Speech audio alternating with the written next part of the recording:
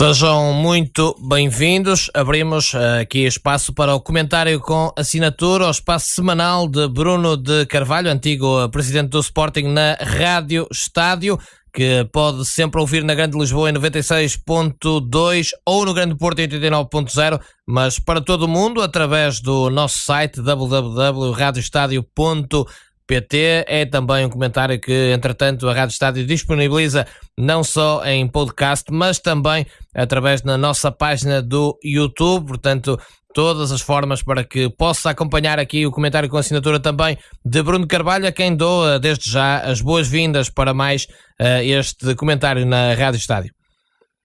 Boa tarde, Remo. Boa tarde a todos os nossos ouvintes, e acho que vamos avançar para mais um grande programa, e isso é muito importante.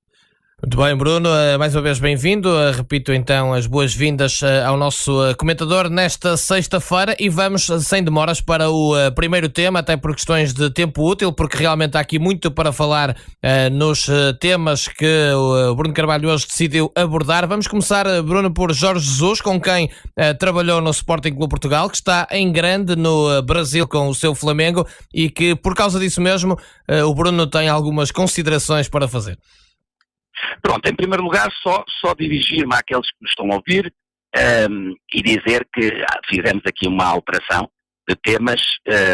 O Futebol Clube Famalicão fica para a próxima sexta-feira, porque é um tema que deve ser aprofundado por todas as suas vertentes que tem, em termos de projeto, em termos daquilo que envolve o próprio projeto, em termos do que é importante ou não para a cidade especificamente, o domínio das chaves ou não, e portanto decidimos introduzir esta atualidade do Jorge Jesus e deixar o Futebol Clube Famalicão para a próxima sexta-feira. Queria só deixar esta nota.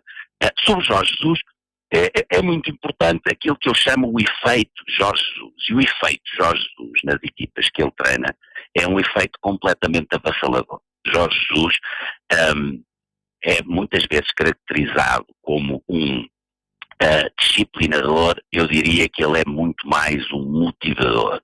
É uma pessoa que chega, que marca de imediato os atletas pelo trabalho que faz em termos de posição, em termos de gesto técnico, em termos daquilo que ele quer que esse atleta faça no jogo e no modelo em que tem pensado, e é um motivador. E a verdade é que o impacto do efeito Jorge Jesus é um impacto que se tem visto pela sua carreira, e o primeiro ano é sempre um ano de enormes resultados. Vou dar aqui alguns dados que acho que são importantes para as pessoas entenderem um bocadinho este efeito Jorge Jesus. Ele começa em 1990 no Amora, e imediatamente é aí que ele tem a sua primeira aventura como treinador, o seu primeiro projeto, e leva de imediato o Amora para a segunda liga. Portanto, tem logo aqui o efeito Jorge Jesus, em que leva o Amora para a segunda liga. Mais recentemente, podemos ver no Belenenses, onde fez 62 jogos, época 6-7, 7-8, na primeira época, quinto lugar na Liga, final da Taça de Portugal e qualificação para a UEFA. Dos melhores resultados sempre no Belenenses. 8-9 vai para Braga, imediatamente oitavos de final da Liga Europa, e vence a última edição da Taça Intertoto, algo que nunca tinha acontecido, e vence essa final da Taça Intertoto pelo Braga. Vai para o Benfica, 9-10 até 14-15. 9-10, imediatamente campeão, e ganha a Taça da Liga. Vai para o Sporting, 15-16 até 17-18, primeiro ano, é campeão pelo Sporting, esta é a minha visão, é campeão pelo Sporting, independentemente de não ter sido reconhecido como tal, mas a verdade é que o Sporting termina a Liga com a maior pontuação de sempre da sua história, e ganha 5 clássicos. Para além disto, ainda ganha a Supertaça. Aqui queria relembrar as palavras do presidente Varandas, quando estava em campanha eleitoral, e disse que, sendo eleito, iria dizer tudo o que sabia sobre 15-16. Eu espero que não tenha sofrido de amnésia e que realmente faça do campeonato 15-16 um exemplo e que lute, de facto, para esse reconhecimento, assim como não abandone e seja mais ativo no reconhecimento dos 4 títulos que o Sporting Clube Portugal já tinha conseguido levar, inclusivamente à Assembleia da República. Portanto, o efeito Jorge Jesus a notar-se também no Sporting Clube Portugal. A seguir vai para o Al Hilal, faz 20 jogos, para dizer que no Braga faz 47, no Benfica 321, no Sporting 158, no Al Hilal faz 20 jogos, ganha a Super Taça Saudita e deixa o clube em primeiro lugar. E agora esta nova aventura no Flamengo. E cá está, mais uma vez, o comprovar o efeito Jorge. Quando ele chega ao Flamengo, não nos podemos esquecer que o Flamengo estava a 6 pontos do Palmeiras, que era o primeiro classificado no Brasileirão, e a 3 pontos do Santos. Neste momento, após 27 jogos, o Flamengo tem 64 pontos, o Palmeiras tem menos 10, 54 pontos, e o Santos ainda tem menos, tem 51 pontos. Está também, e aqui fez história, está na final da Taça dos Libertadores. São 38 anos depois, o Flamengo volta a essa final, foi em 91, em 1981, e aí o Flamengo venceu, e agora com esta vitória expressiva de 5-0 ao Grêmio, classificou-se para a final, que vai ser no dia 23 de novembro, a final contra o River Plate, em Santiago do Chile. Por isso, há aqui, de facto, um efeito Jorge Jesus, e esse efeito Jorge Jesus é completamente avassalador, e sobretudo logo no primeiro ano em que ele toma contato. Bruno, deixa-me só perguntar-lhe a propósito disso. No seu entender, que trabalhou diretamente com Jorge Jesus, foi quem o levou para o Sporting, é um treinador de primeiro ano e depois não consegue nos outros anos replicar esse impacto? Vamos analisar, por exemplo, o que é que aconteceu no Benfica, clube onde ele teve mais tempo. Primeira época, 9-10, ganha o campeonato, ganha a Taça da Liga, 10-11 só ganha a Taça da Liga, 11-12 só ganha a Taça da Liga, 12-13 não ganha nada. Sporting, neste momento, o segundo clube onde esteve mais tempo. Primeiro ano, como eu disse, para mim, ganha o campeonato, ganha a Supertaça, 16-17 não ganha nada, 17-18 ganha a Taça da Liga e acaba por não conseguir a classificação para a Liga dos Campeões. Por isso há aqui, de facto, em termos de história, em termos daquilo que é a sua prestação, uma diferença grande do primeiro ano para os anos seguintes. Capacidade de Jorge Jesus, foi a única vez que aconteceu estar tantos anos num clube, foi no Benfica. A verdade é que 13-14 e 14-15 ele consegue ganhar quase os títulos todos, perdendo a Taça de Portugal em 14-15 para o Sporting. Depois de ser eliminado pelo Braga, o Braga vence, o Braga vence. O Sporting vence o Braga na final e ganha a taça. Foi aquele que não conseguiu conquistar. Por isso, há aqui de facto um efeito avassalador. Jorge Jesus tem que, dentro deste novo projeto, seria interessante verificar Jorge Jesus nos anos seguintes. Ele fez uma alteração de fundo, alterou a sua equipa técnica, sentiu essa necessidade, sentiu a necessidade de estar acompanhado com outras pessoas, conseguir obter outras visões, provavelmente para que se consiga, através da análise dos números, tirar outra ilação, mas os números são o que são, falam por si. O efeito avassalador do primeiro ano é perfeitamente identificado, é uma realidade, é um treinador completamente vencedor, tem que fazer esta afirmação nos anos seguintes em termos de clube. Creio que ele tem essa noção, creio que lhe faz falta, e vamos ver o que é o evoluir ainda mais, apesar da idade, é uma pessoa que está sempre a evoluir, quer sempre mais, portanto, com certeza absoluta que teremos mais novidades e vamos ver como é que é Jorge Jesus nos seus segundos, terceiros e quartos anos. Bruno, deixa-me, antes de passarmos ao próximo tema, pegar em algo que também falou aí, que é a questão do título 15-16, que acabou por ser do Benfica, com o Sporting a 2 pontos. Ficou a sensação que, no entender do Bruno de Carvalho, não está a ser feito tudo o que deveria, tendo em conta a luta do Sporting em relação a esse campeonato em específico. Aquilo que eu ouvi, enquanto pessoa que gosta de estar informada, ouvi Frederico Varandas, o presidente do Sporting, a dizer que ia dizer tudo aquilo que sabe sobre o campeonato 15-16. Era importante, porque neste momento é a função dele, é presidente do Sporting, que não esquecesse aquilo que prometeu aos sportinguistas e que o fizesse de forma veemente.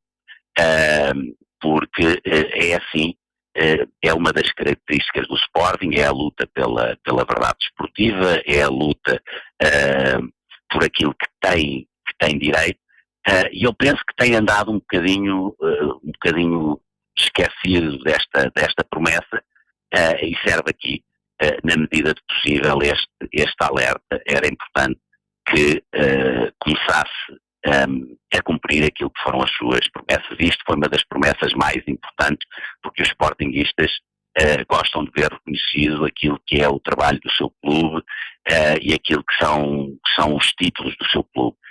Continuo a relembrar, 15-16 é um exemplo, mas os 4 títulos do Sporting, muito legitimamente, pede,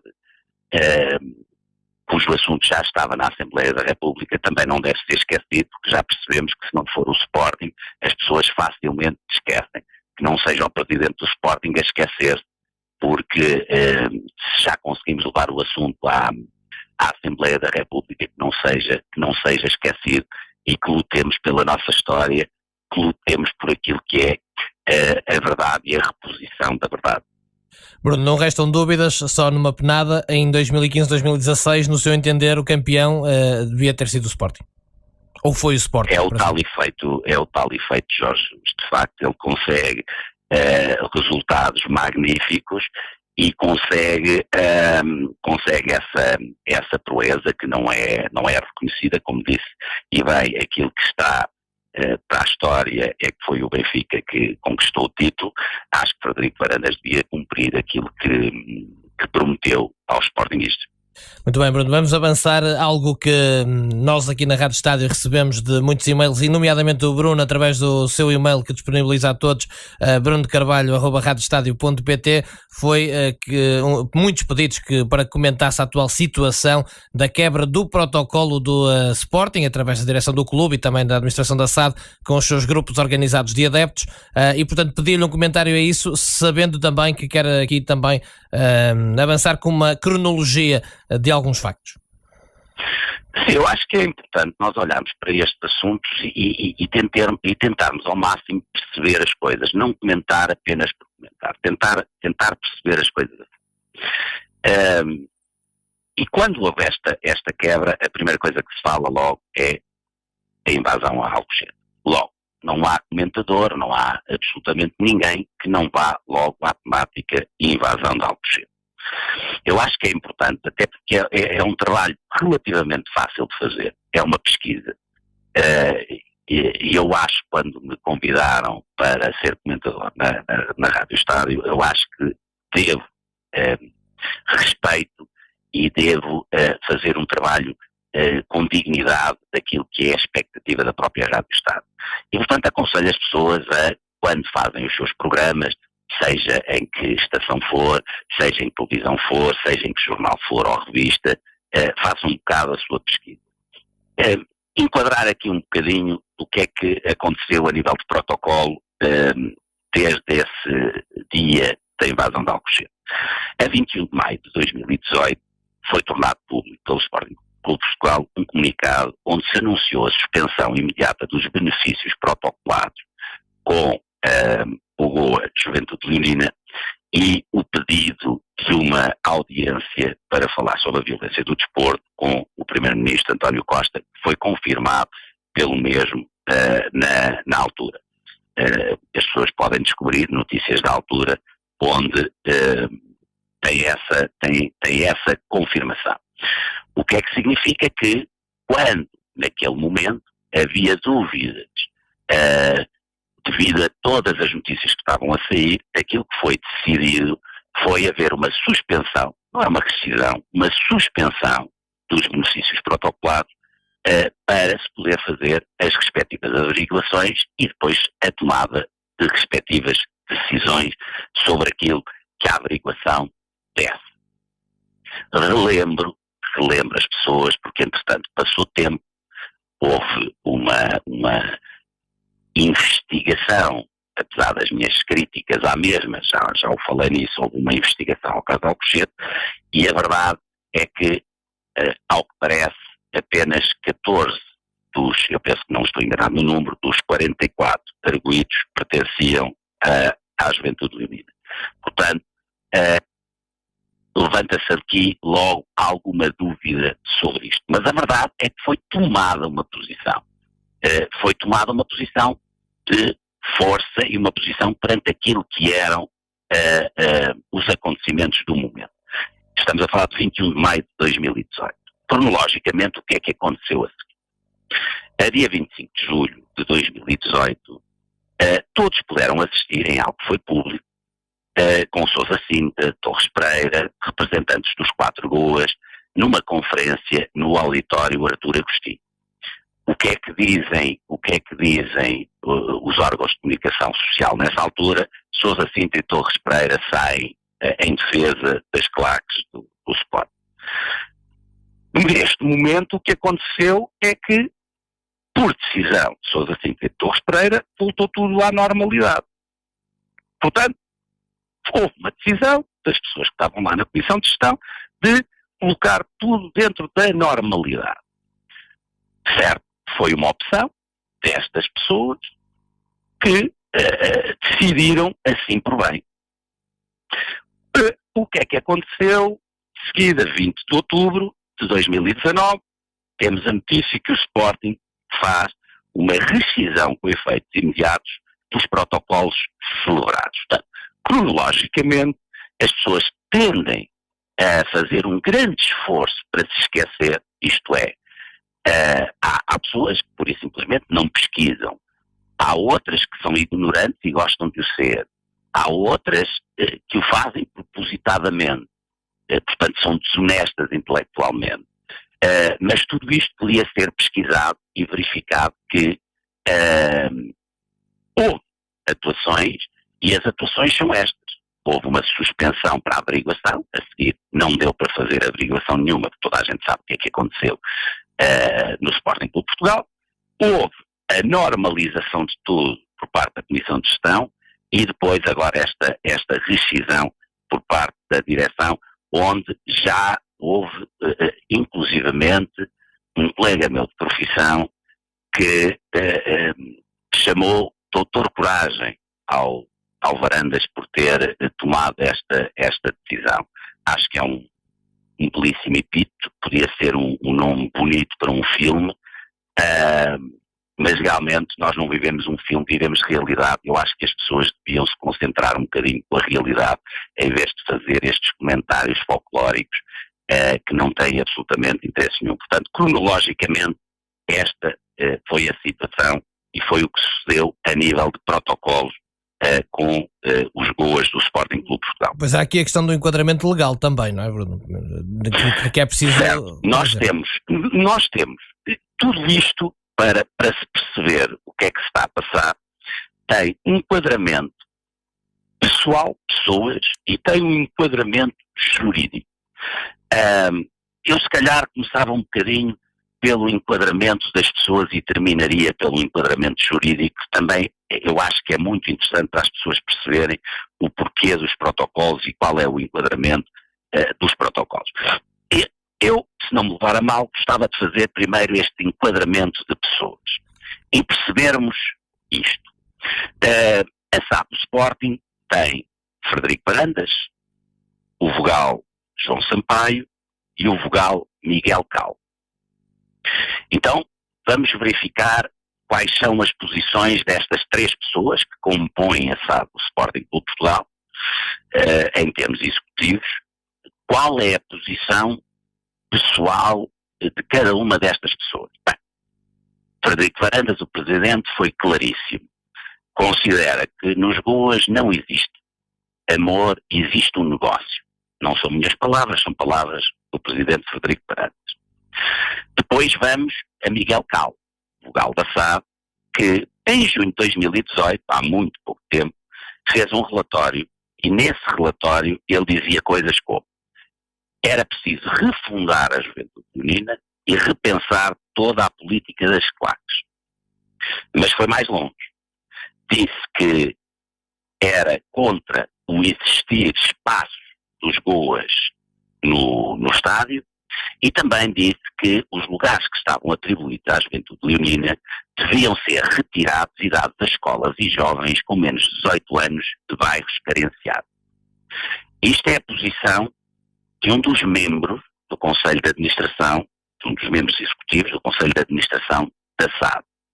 É uma posição altamente radical, é uma posição de confronto logo ideológico e filosófico naquilo que é os Goas, o seu papel ou não na vida dos clubes e das SADs.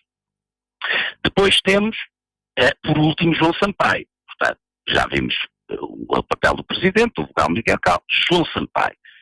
Qual é que é a verdadeira questão de João Sampaio? A questão de João Sampaio vem de 31 de janeiro de 2013. Relembra as pessoas que a 31 de janeiro de 2013, no estádio, no auditório de Dom Agostinho, João Sampaio e a restante mesa na altura, onde estava o seu pai, Daniel Sampaio, a restante mesa, houve uma série de insultos e aquele episódio com ovos foram atacados com ovos. As pessoas foram identificadas e foram expulsas do estádio. Mas isto teve o seu desenvolvimento. E qual foi o desenvolvimento? Portanto, na continuação daquilo que era a direção do Coutinho Lopes, não fizeram nada. Portanto, Daniel Sampaio e João Sampaio nada fizeram para que o processo disciplinar colocado às pessoas que foram identificadas e eram sócios, não fizeram qualquer esforço para que esse processo tivesse um fim. Quando entrou a nova direção, portanto, quando sai do Coutinho Lopes e entra a nova direção, na altura liderada por mim, houve uma pressão desmesurada por parte de Daniel Sampaio e de João Sampaio para que se tomassem medidas e para que as pessoas fossem expulsas do Sporting Clube de Portugal. Foi uma pressão muito grande que fizeram ao então Presidente do Conselho Fiscal, Bacelar Gouveia, que várias vezes me confidenciou que estava um bocado desgastado, com tanta pressão, com tanta obsessão sobre aquele caso. E a verdade é que tomaram uma decisão. O Conselho Fiscal e Disciplinar tomou uma decisão. E a decisão não foi de acordo com aquilo que queriam. Em vez de expulsão, o que aconteceu foi a suspensão por um ano por parte daqueles que identificados eram sócios do Sporting Clube de Portugal. Daniel Sampaio aceitou, João Sampaio nunca aceitou esta situação. E a partir daí teve uma cruzada interna contra a juventude leonina, contra as claques, porque na sua visão elas não fazem sentido, as pessoas deviam ter sido expulsas e o clube vive muito melhor sem estes grupos de apoio e temos então uma visão pesada, mas que é a visão partilhada pelos 3 membros do Conselho de Administração. E portanto isto que aconteceu, na sua opinião, uma consequência disso tudo que acabou de descrever, não é? Destas questões também pessoais, digamos assim.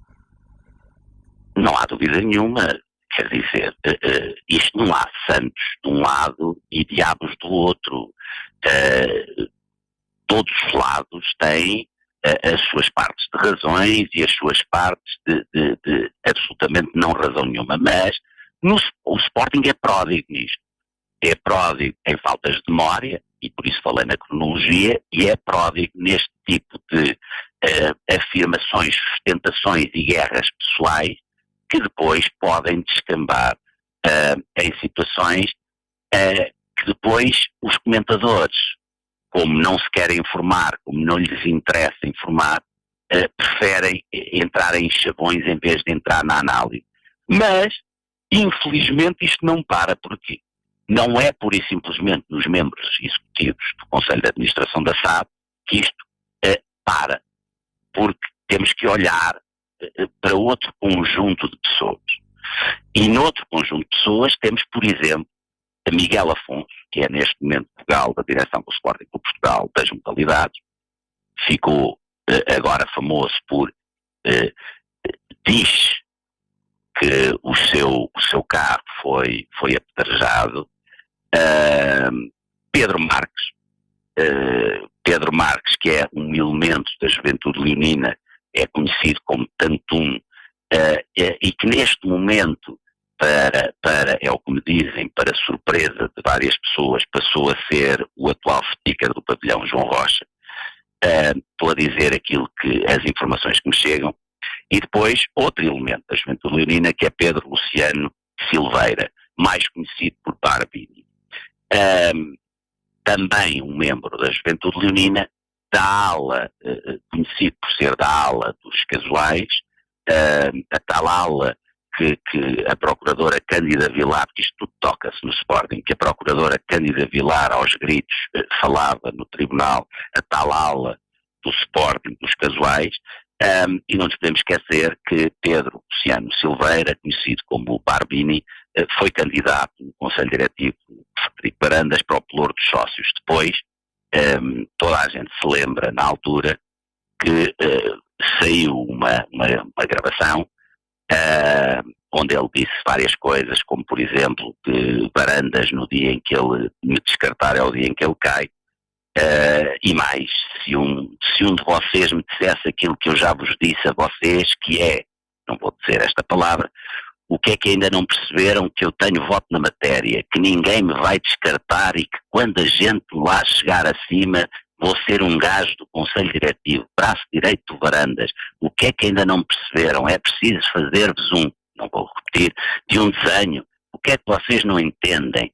Que o homem me ouve a toda a hora, que o homem quer que eu esteja sempre ao lado dele, que o homem me quer dentro do Sporting para comandar o Sporting. O que é que não percebem? Não percebem, vão ter que entender. O que é que depois esta gravação foi tornada pública e ele foi afastado da lista. O que é que estas três pessoas têm? As famosas manifestações de 4 de junho de 2018 e de 12 de junho de 2018 a pedir a queda da então direção do Sporting. Estas três pessoas foram pessoas extremamente ativas, e então Pedro Marques e Pedro Luciano Silveira foram grandes dinamizadores dessas próprias manifestações. E estamos a falar de um que já vinha, Miguel Afonso já tinha experiência diretiva no Sporting, foi do Conselho Leonino de Coutinho Lopes, mas também tinha tido uma experiência engraçada de voluntariado na AG destitutiva de dia 23. Portanto, Miguel Afonso, atual membro dos órgãos sociais, com a experiência que tinha do Conselho Leonino de Coutinho Lopes, foi um dos delegados que fiscalizou a Assembleia Destitutiva de dia 23. Com certeza fez um trabalho tão bom que foi premiado com um lugar na direção do Sporting para as modalidades. Bruno, deixa-me só fazer-lhe aqui uma pergunta. Deixa-me só diga. É para as pessoas perceberem que os assuntos são muito mais intrincados do que as pessoas pensam. Na sua opinião, há aqui ligações também, digamos, estranhas, pelo menos, de alguns elementos da atual estrutura do Sporting com o Jogoa, mas em relação à questão do Jogoa, quando se fala muitas vezes desta questão da quebra dos protocolos e da força que, entretanto, os Jogoa ganharam no Sporting, fala-se sempre que, no seu tempo, eles ficaram mais fortes e que tinha muito que ver com o dinheiro que as claques ganham através destes protocolos. É essa a visão geral das pessoas, pelo menos, e que, obviamente, merecerá também o seu comentário. Sim, para isso nós temos que fazer um trabalho sério de análise daquilo que é a lei e o enquadramento do Jogoa. E aí aquilo que digo é para as pessoas irem ver a lei 39 de 2009, que depois foi alterada pela lei 52 de 2000, 13. No seu artigo 14, número 1, diz o seguinte, porque também tenho visto muito esta dúvida. Os GOAs até são associações, aquilo não tem a ver com o sport. Não, as pessoas não podem ser ignorantes, as pessoas têm que saber que existe uma lei de enquadramento. E essa lei, o que é que diz no número 1? É obrigatório o registro dos GOA junto do IPDJ, tendo para tal que ser constituídos previamente como associações nos termos da legislação aplicável ou no âmbito do associativismo juvenil, Lei 23 de 2006. Portanto, é uma obrigatoriedade da própria lei que os GOAs sejam associações. Portanto, o facto de serem associações é para darem cumprimento à lei e não porque se querem ser uma entidade independente do Sporting Clube Portugal. Eles são obrigados, artigo 14, número 1. Mas depois temos o número 2 que diz, se tal não acontecer, não podem ser alvo de qualquer apoio. Por isso, é uma obrigatoriedade de ser. No número 3 diz, os apoios têm que estar protocolados em documentos celebrados em cada época desportiva.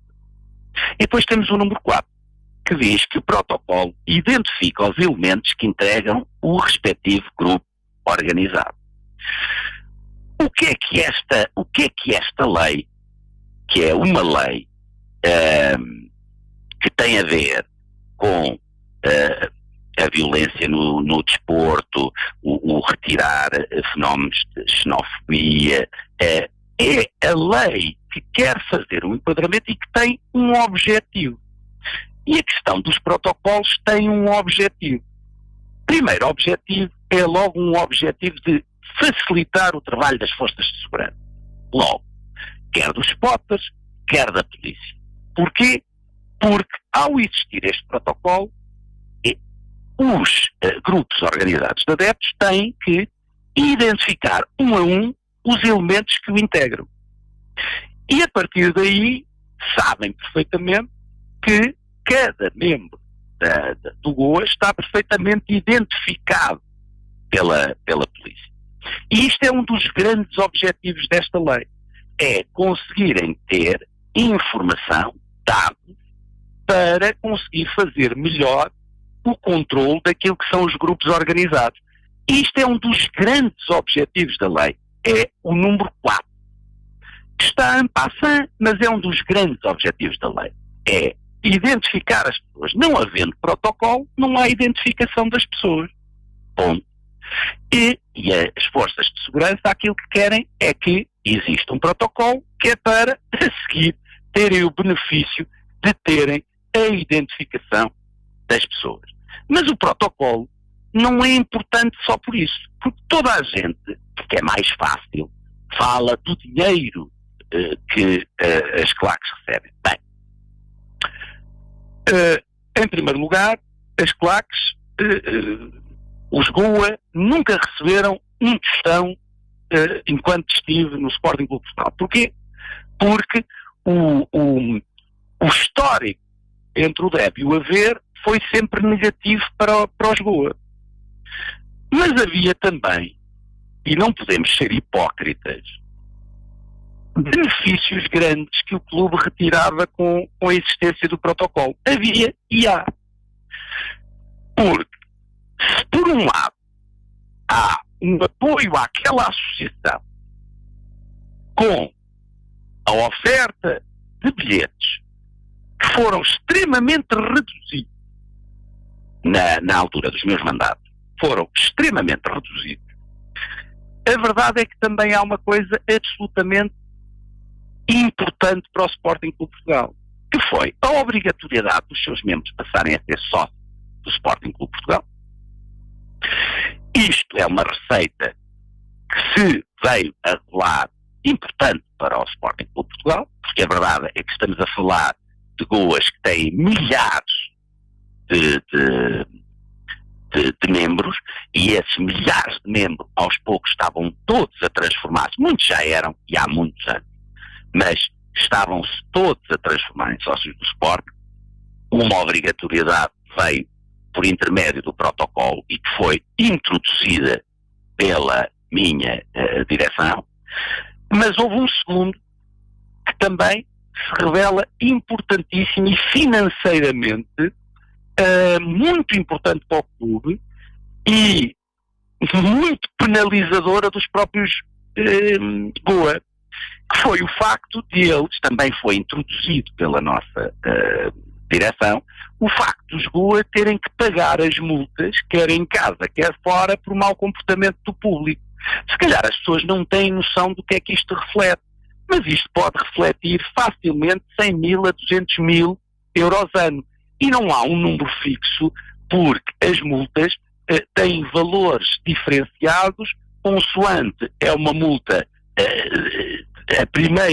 o primeiro ato, ou o segundo ou o terceiro, porque as multas vão sendo ampliadas. Então, se falarmos das competições europeias, são valores absolutamente quase estratosféricos em termos daquilo que é a UEFA multa. E a verdade é que eles foram obrigados a fazer esse pagamento. Eu nunca fiz parte da contabilidade de nenhum grupo organizado, mas garantidamente que esta obrigatoriedade de passarem a ser membros da família sportinguista através de se tornarem associados ou o pagarem as multas, estamos a falar de várias centenas de milhares de euros. Por isso, o protocolo com os Goa, ao contrário daquilo que era uma evidência até entrar a direção por mim liderada, deixou de ser uma fonte de receita tão clara e passou a ser uma fonte de responsabilização muito forte e por isso se diz que as dívidas aumentaram exponencialmente. Pois, porque a responsabilização dos Goa foi uma responsabilização muito forte. Ao rescindir estes protocolos, não podemos olhar só para os benefícios que os Goas tinham. Tem que se olhar para tudo aquilo que o clube vai perder em termos da possibilidade de ser ressarcido, das multas de mau comportamento, da obrigatoriedade de tornarem os seus membros sócios e aquilo que as forças de segurança vão perder, que é o controle dos membros de cada Goa. Portanto, para si uma má decisão, sobre isso não restam dúvidas. Para mim, chamar a esta decisão e à pessoa que deu a cara por ela de doutor Coragem é um exercício de alguém desprovido de inteligência e de decência, porque o primeiro gesto que um presidente tem que fazer é analisar as consequências de todos os atos que comete e verificar os pós e contras de cada decisão. Não pensou garantidamente. Segundo lugar, jamais em tempo algum, ao ser contestado, andar a enviar beijinhos para as bancadas. Não me parece que isso seja próprio de um doutor Coragem, andar-se a enviar beijinhos para as bancadas e levando o nível de contestação e de irritação para outros campos que não haviam necessidade se não houvesse este tipo de provocações que não são minimamente aceitáveis e que jamais podiam ter a condecoração de um doutor Coragem.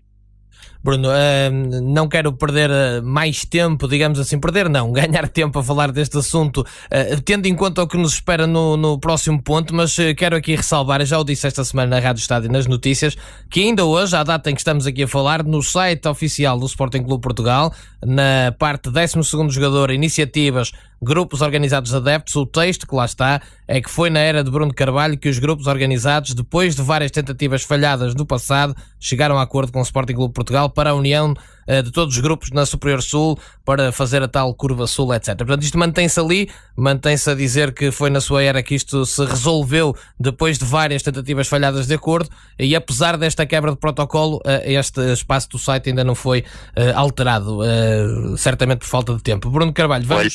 Vou lhe dar ao Rémulo já agora que introduziu essa nota, vou introduzir outra porque os temas também têm que ser levados com alguma leveza.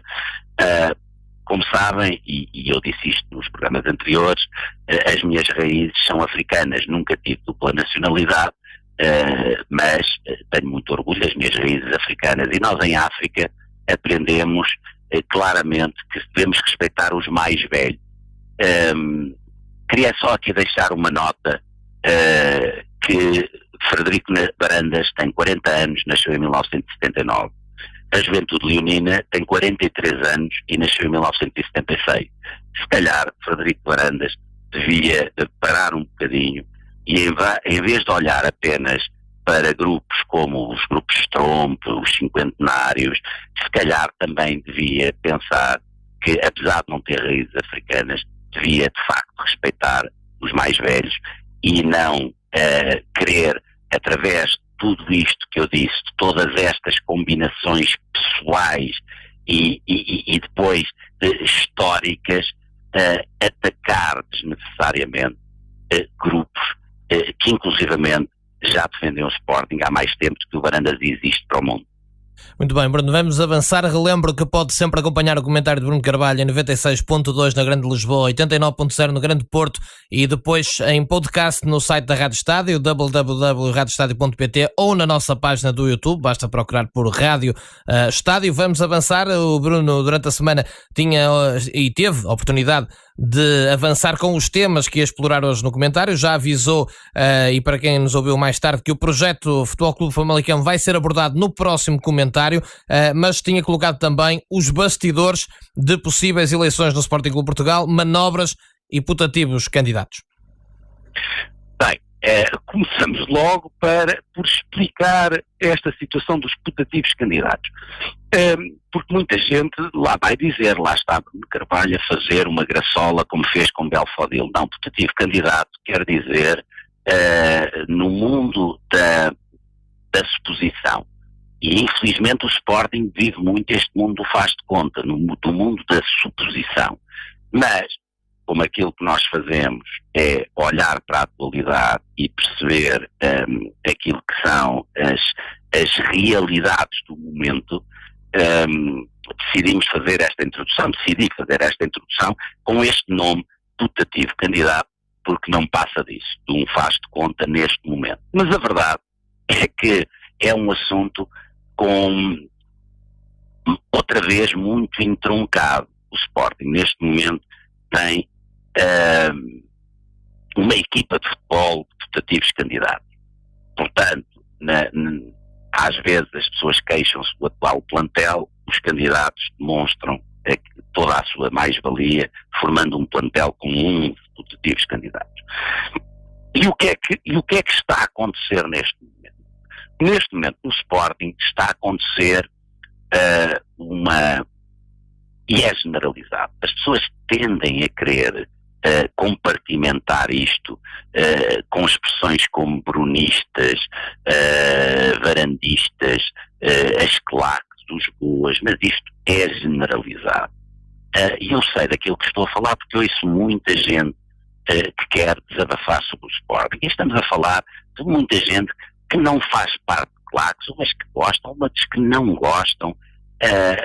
Há um descontentamento generalizado. Mas depois há um problema, que é como efetivar esse descontentamento. E quando não há uma opção, tende-se a isto, a este exagero. São uns putativos candidatos, uma série de movimentos que se degladeiam entre si para fazer possíveis Assembleias Gerais de destituição ou de recolha. Não há de facto, no Sporting Clube Portugal, as pessoas sabem o que é que não querem, sabem porque é que estão chateadas, entendem que as promessas não estão a ser cumpridas, que a forma como o Presidente Frederico Varandas se dirige às pessoas, quer nas entrevistas que faz, quer nas Assembleias Gerais, quer nas atuações no estádio e no pavilhão, não são as indicadas, mas depois anda toda a gente a ver no que é que se pode rever em termos imediatos ou de futuro. E com isto há aqui um pivô. O Sporting tem de facto um pivô. e esse pivô é o Rogério Alves. E o papel do Rogério Alves é um papel importantíssimo. Primeiro porque o Rogério Alves sempre quis ter este papel de número 10 no Sport. Portanto, nunca se quis afirmar como um candidato, quis sempre estar na sombra, mas com poder. Bem, e o lugar de Presidente da Mesa da Assembleia Geral dá-lhe perfeitamente isso. Não tem que passar pelas críticas de ser Presidente do Conselho Diretivo e, portanto, está sempre à margem de tudo que possam ser maus resultados ou polémicas, mas tem o poder jurídico para ser um elemento. E a verdade é que as pessoas lhe reconhecem isso. E, sobretudo, os putativos candidatos lhe reconhecem. Rogério Alves é, neste momento, o garante de Varandas. Portanto, temos aqui um putativo candidato, é Varandas, para suceder ao próprio Varandas. Ligação a Rogério Alves. Mas depois, Rogério Alves liga-se a outros putativos candidatos através do Grupo Stromp. E liga-se a quem? Ao Benedito, membro do Grupo Stromp, Dias Ferreira, membro do Grupo Stromp, e a Ricciardi, membro do Grupo Stromp. Portanto, temos aqui mais 3 putativos candidatos e as suas ligações e conversas recorrentes com Rogério Alves, assim como faz Varandas. Mas depois vem Ricciardi, que tem não só uma ligação por parte do Grupo Stromp, mas também de amizade e pelo facto de, em algumas coisas, Rogério Alves também ser o seu advogado. Portanto, há aqui também uma ligação muito forte ao pivô, que é Rogério Alves, por parte de Ricciardi. Mas depois também temos Carlos Vieira. E Carlos Vieira vê em Rogério Alves o garante legal da possibilidade de se apresentar às próximas eleições. Portanto, temos aqui um pivô importantíssimo em tudo isto que são manobras que estão a existir, em tudo isto que são contactos constantes que estão a existir com Rogério Alves, e temos estes primeiros putativos candidatos que utilizam este pivô, quer em termos daquilo que é a gestão diária, quer daquilo que são as manobras para futuro. O Bruno já foi contactado também, no meio destas manobras? Já vou falar sobre isso, mas primeiro só chegar aos 11, porque senão as pessoas dizem que eu não sei contar, e eu ainda sei contar. Portanto, depois aparece, peço desculpa, mas estamos não faz mal. Temos depois Benedito, que tem reuniões com Pedro Baltazar e Poiares Maduro. Mais 2 putativos candidatos. Um já foi e o outro quer ser. Portanto, Benedito tem reuniões com Pedro Baltazar e Poiares Maduro, mas isto é um bocado confuso porque estamos a falar de 3 putativos candidatos. Mas, por sua vez, Pedro Baltazar e Poiares Maduro também são pessoas próximas de Carlos Vieira. Portanto, estamos outra vez aqui com putativos candidatos em rotação.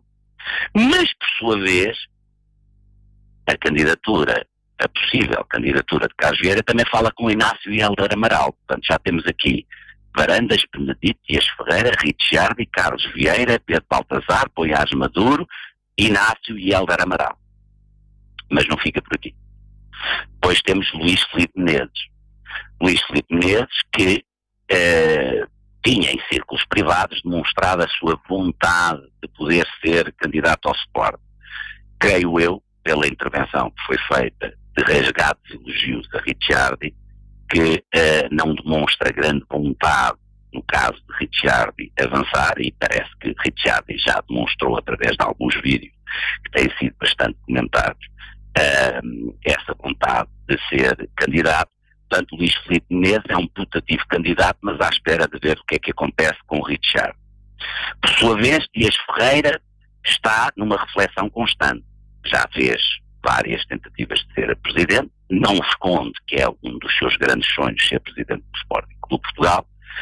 As últimas eleições marcaram bastante Dias Ferreira, porque quando faz a conjugação com Carlos Vieira e a lista e a equipa de Carlos Vieira, e os resultados são maus, foram maus na altura, é alguém que está sempre numa profunda reflexão, com uma vontade fortíssima desde os tempos em que começou a ser mais ativo. Ainda o presidente era João Rocha, como nós sabemos, um grandíssimo presidente do Sporting Clube de Portugal, e por isso, neste momento, é aquele que durante mais tempo teve no Sporting, foram 13 anos.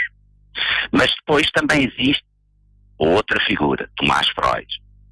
Que é Tomás Frois, trabalha neste momento, ou colabora com a Federação Portuguesa de Futebol, é genro de Carlos Barbosa da Cruz. Diga às pessoas, porque há esta confusão, não é o do ACP, mas sim o da Cofina.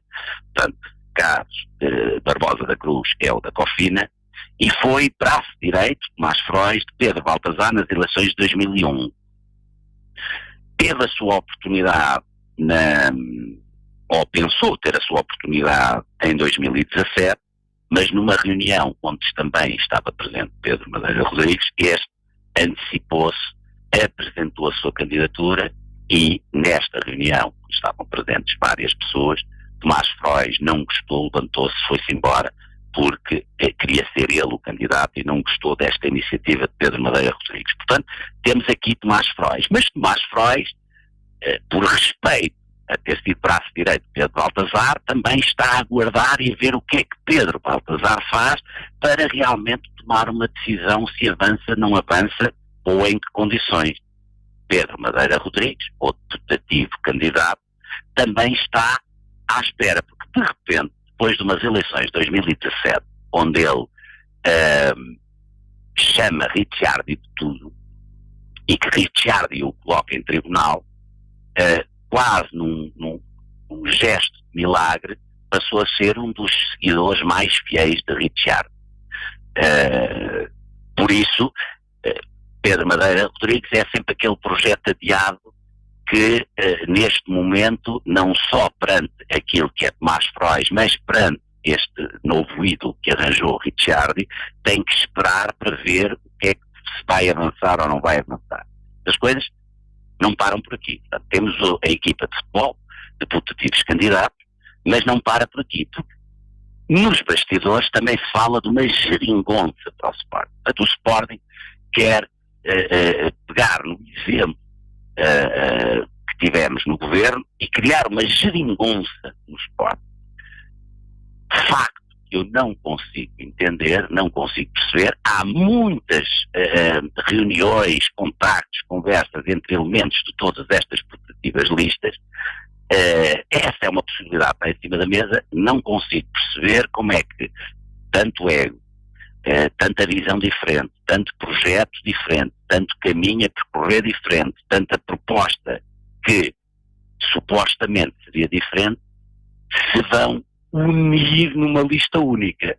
A única vez que eu vi isso acontecer, de uma série de putativos candidatos se unirem numa lista, foi em Godinho Lopes, e foi o desastre. Toda a gente reconhece dentro do Sporting Clube de Portugal.